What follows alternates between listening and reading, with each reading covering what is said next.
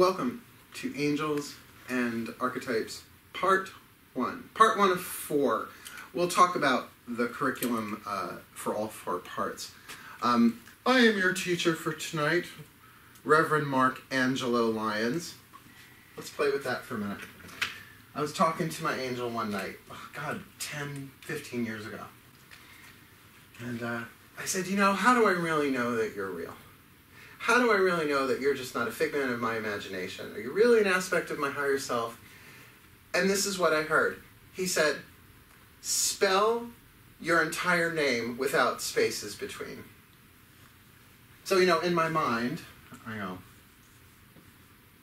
Mark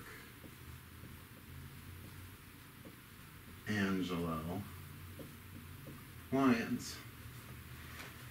And he said, get rid of the M and the O. You're the Archangel of Lyons. I'm Mars conjunct Leo rising. And my Archangel, which we'll talk about in another class, is Archangel Uriel, whose one of his main symbols is the lion. I was like, okay. Considering I've had that name all these years and did not know that, I'm going to say, okay, you are what you say you are. I have an interesting history with angels. First of all, the middle name Angelo is from my mother's father's name. So it's my great-grandfather.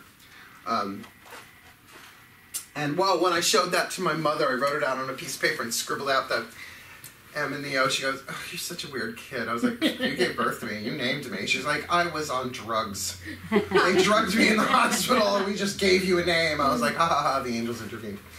So, the first time, we all know about angels.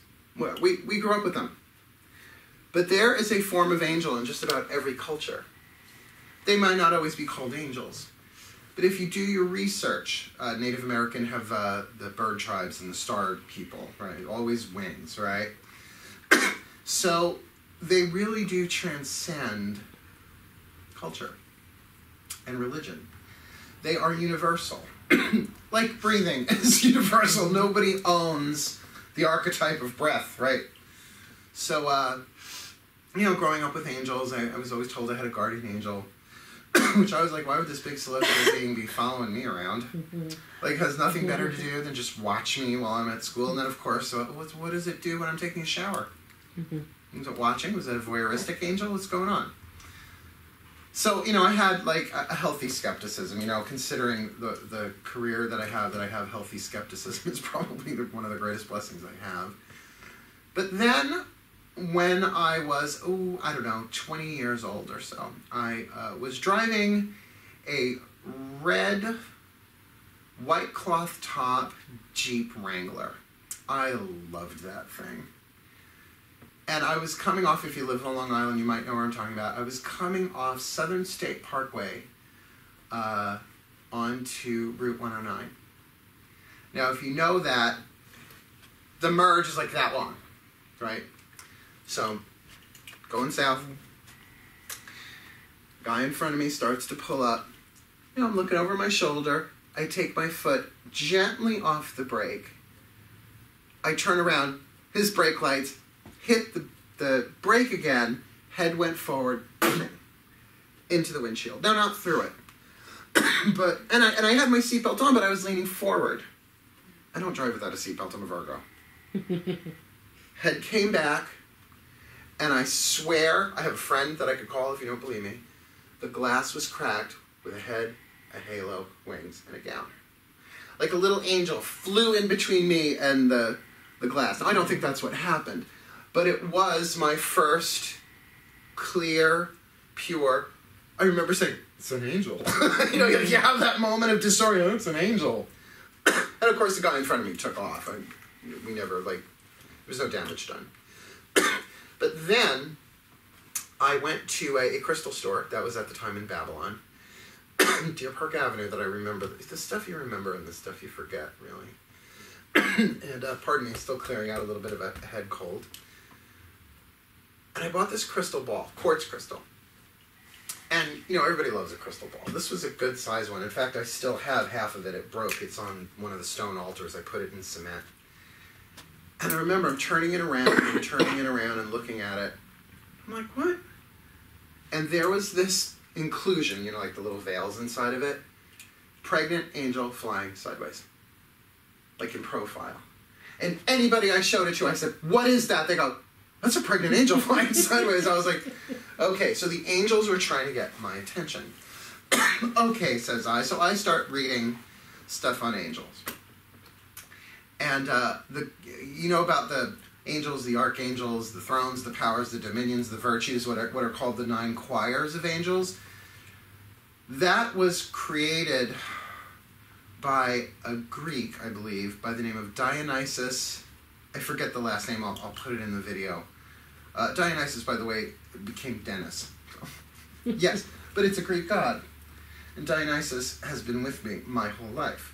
So I was like, well, that's weird. No, you keep up. Well, that's weird. Well, that's weird. Well, that's weird. Then I got a job at a place called Body, Mind, and Soul in Huntington on Walt Whitman Road. I don't know if any of you remember it. It's probably before. It was opened in 1990. So, what year were you born? 93. So this is before you were born. I've been doing this longer than you've been alive. Oh my God. Wow. So, it was a great original management team that was in there. They were really, really great. Body was vitamins. Mind was bookstore. And Soul was food. Unfortunately, it wasn't soul food. It would have done better. It was a health food store. But, you know, that was the concept. I called it the metaphysical mini mall. I got a job in Mind, the books. By the way, I got that job because at the interview I went through and told them about just about every book that they had in there because I had read them all. This is before the internet. All we had was books and the radio and the TV and this. No, I think we had that at that point. I don't remember.